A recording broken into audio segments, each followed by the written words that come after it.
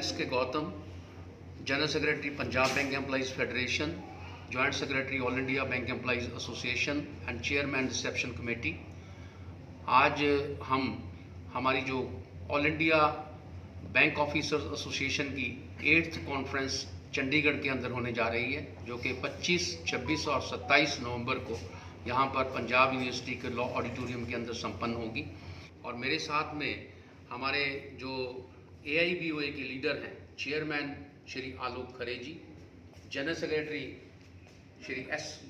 Comrade S Nagarajan, और Haryana state general secretary Parveen Goyal ji, और Punjab state general secretary Gurmeet Singh ji, president, and Punjab state general secretary Charanjit Joshi ji, Saurabh ji, हमारे श्री ओबराय जी, विनोद शर्मा जी, रामभद्र जी, हम सभी ऑफिस बीयर्स। आज से हमारे देश के अंदर जो प्राइवेटाइजेशन का दौर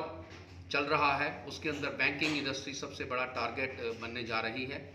और उसके संदर्भ में हम आने वाले दिनों के अंदर हमारे आंदोलन की क्या रूपरेखा होगी, उसकी जो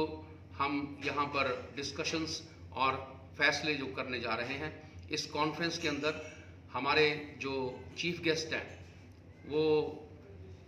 स्कॉस्ट यूनिवर्सिटी कश्मीर के वाइस चांसलर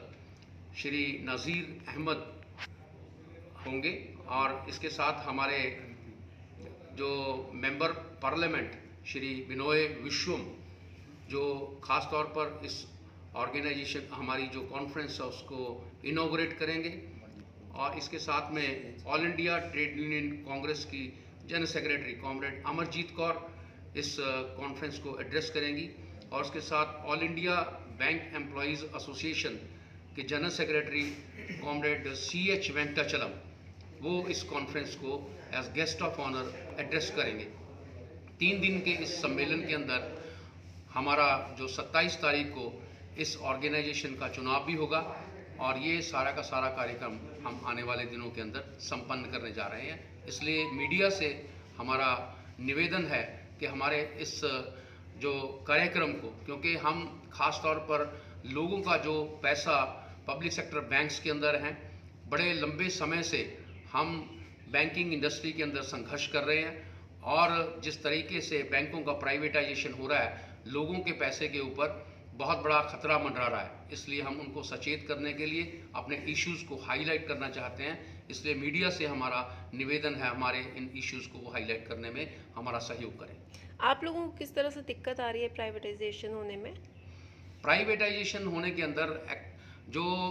आज का दौर चल रहा है, हमारे बैंकों के अंदर हम ग्रॉस प्रॉफिट जो है बहुत अच्छे से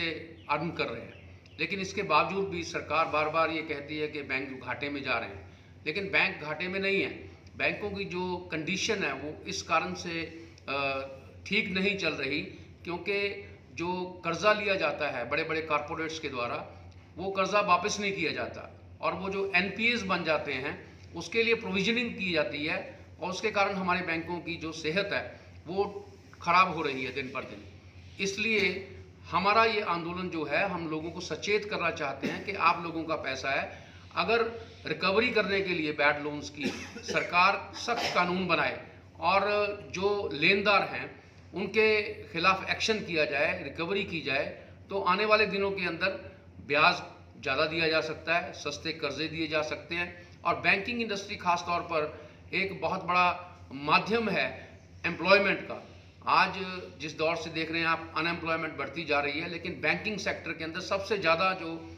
जो हमारी एम्प्लॉयमेंट है वो जनरेट होती है। लेकिन प्राइवेटाइज होने के बाद आप देख रहे हैं कि किस तरह से प्राइवेटाइजेशन के बाद जो मैकेनाइजेशन की जाती है और जो जॉब्स हैं उनको समाप्त किया जाता है। इसलिए हम इसका संघर्ष कर रहे हैं। आज बैंकिंग इंडस्ट्री के अंदर परमानेंट जो वर्कफोर्स है उसकी संख्या कम होती जा रही है, और जो आउटसोर्स्ड एम्प्लॉई हैं in the name of banking correspondents जो हैं, बिजनेस कॉरस्पॉन्डेंट्स, उनकी रिक्रूटमेंट, वो 4 लाख से ज़्यादा के लोग यहाँ पर वो आउटसोर्स लोग काम कर रहे हैं, और जो रियल एम्प्लॉयमेंट है वो ख़त्म हो रही है। इसी वजह से ब्याज दर कम होती जा रही है आजकल। ब्याज दर इसीलिए कम हो रहा है क्योंकि बैंकों का जो कॉस्ट है, कॉस्ट ऑफ डिपॉजिट, वो बढ़ता जा रहा है और जो बैंकों की रिकवरी नहीं आ रही, बैंकों के पास जो, इसलिए जो हमारा ब्याज बढ़ाकर नहीं दिया जा सकता, कर्जे भी इसलिए महंगे हो रहे हैं, सर्विस चार्जेस बढ़ रहे हैं। इस सभी का कारण जो है ये बैड लोन्स हैं, जिनकी रिकवरी के लिए हम मांग करते हैं कि इसके लिए सख्त कानून बनाए जाए। कितने लोग और कहाँ से आ रहे हैं इसमें पार्टिसिपेट करने? हमारे ये 1000 के करीब जो delegates through out the country, और तमाम जो नेशनलाइज बैंक्स हैं जिनके अंदर हमारी ऑर्गेनाइजेशन काम कर रही है, वो सारे के सारे डेलीगेट्स यहाँ पर इकट्ठे होंगे। हर कॉर्नर से आ रहे हैं, हर स्टेट से आ रहे हैं, और इसके अंदर हम ये फैसला करेंगे कि आने वाले दिनों के अंदर हमारा आंदोलन क्या रूपरेखा लेगा। अगर आपकी मांगें पूरी नहीं की जाती तो किस तरह का आंदोलन करने का आप सोच रहे हैं? हमने पहले भी स्ट्राइक एंड स्ट्राइक एक्शंस किए हैं, अपनी जो इकोनॉमिक डिमांड्स के लिए नहीं, बैंकों की सेहत के लिए हमने जो आंदोलन किए हैं। अगर बैंकों को प्राइवेटाइज करने के लिए, क्योंकि अब ये जो सेशन है पार्लियामेंट का शुरू होने जा रहा है, और हमें अंदेशा है कि आने वाले दिनों के अंदर अगर सरकार किसी प्रकार का प्राइवेटाइजेशन का बिल लेकर आती है तो हमारा जो है आंदोलन एकदम से हमने फैसला किया हुआ है, और आने वाले दिनों के अंदर भी हम रूपरेखा बनाएंगे। तो हमें स्ट्राइक एंड स्ट्राइक एक्शंस कितने भी करने पड़े, हम इसका विरोध करेंगे।